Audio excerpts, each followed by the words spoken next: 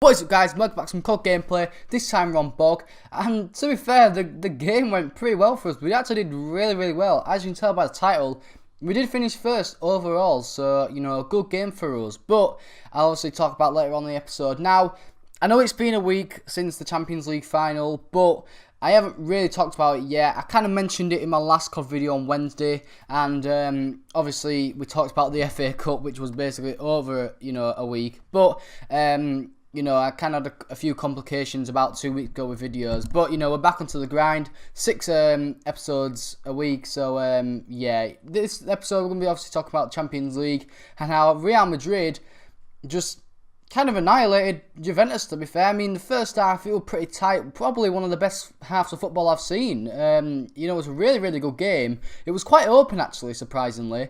With Real Madrid's part, anyway. I mean, Juventus was holding on quite well in their defence. But to be fair, they've probably got one of the best defences in the world with, like, Chiellini, Buffon, and, you know, them Barzagli and that. But, yeah, second half, obviously, opened up more. After Real Madrid got that second goal, it was just, you know, Real Madrid all the way from there. And, you know, obviously Ronaldo scored quite early on, got a bit of a deflection. And quite a lot of the goals, to be fair, for Real Madrid were kind of tap-ins or deflections. I mean, the first and the second were both deflections. And then the second two, the third and the fourth, was obviously tap-ins. So, you know, a bit harsh on Juventus. I mean, they probably got the goal of the tournament, actually, with that Mandzukic goal. I mean, it was actually a really nice kind of passage of play. You know, there were a few volley passes in the air and everything, and then that finish just from him.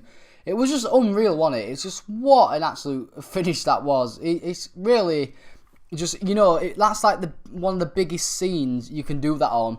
And you go do it in the Champions League. Oh, it was just a great finish from him. But anyway, like I said, Ronaldo opened scoring, and Mandzukic got that fantastic goal to make it 1-1. And that was obviously how it went into half-time. Then I think it was about the 60th minute, I think, when Casemiro got Real Madrid's second goal. And like I said, to be fair, it was a good strike. I think Buffon was going to easily save it, but it did take a deflection, and obviously that meant, you know, that kind of weighed it to one side, and that's how it went in. So Casemiro got himself on the score sheet to make it 2-1. Then Ronaldo got his second goal from. It was a nice move, to be fair.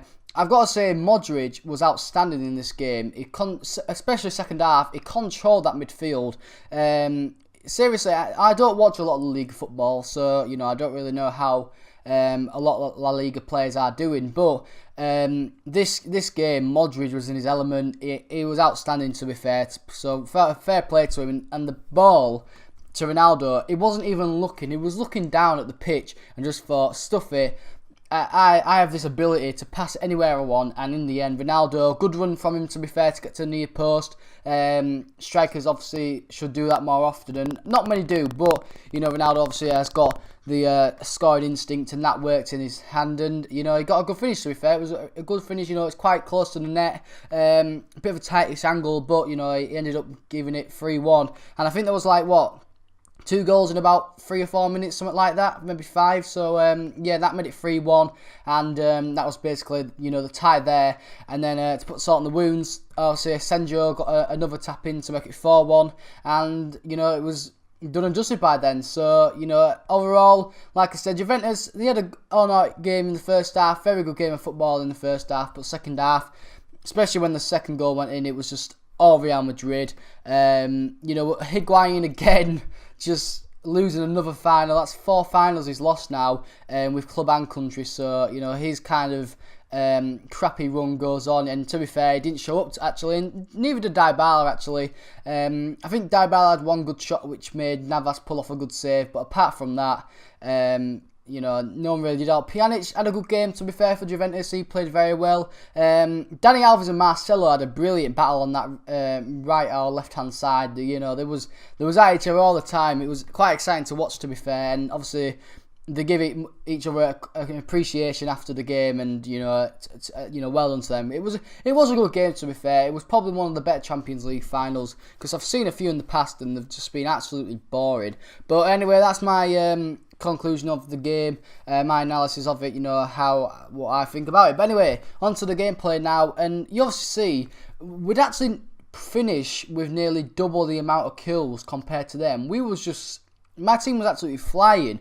I don't know if it was to do with the players leaving on the other team or not, because, you know, like I said, they was getting thrashed, and, you know, it was just one of those games which you sometimes, you know, just have here and there. I mean, to be fair, there, you'll see soon, their highest amount of kills they got from one player on their team was 14, and he still got 22 deaths. I mean, that's normally my kill ratio, but anyway, we finished 18 for 8, 1 kill above Lazy Dunk, so that obviously made us finish above, and we obviously won 75 to 40. But anyway, guys, hope you enjoyed the episode. If you have, please like and subscribe if you are new, and guys, I'll see you later. Peace.